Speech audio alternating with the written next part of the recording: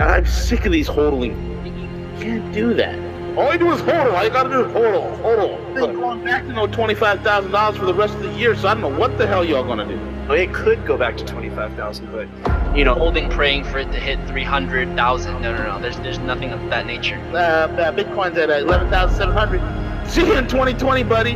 So what are you folks gonna do? I mean, for the love of God, use your brain, people. How many of you are just suckers?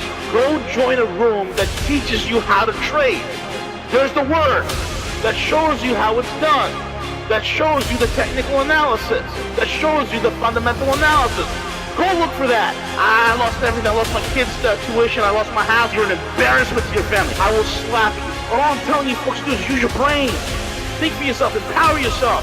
If I can go to a trading room where you have guys that don't sleep, like Z and Cowboy, that don't sleep, that don't eat, and they're out there holding your hands, helping you out. 2 guys handling hundreds of people, helping you out. We're not in here saying that, our room is the end-all be-all. Do we think our room is solid? Yeah, we think our room is solid because we've been in the game for a while, Cowboy and I.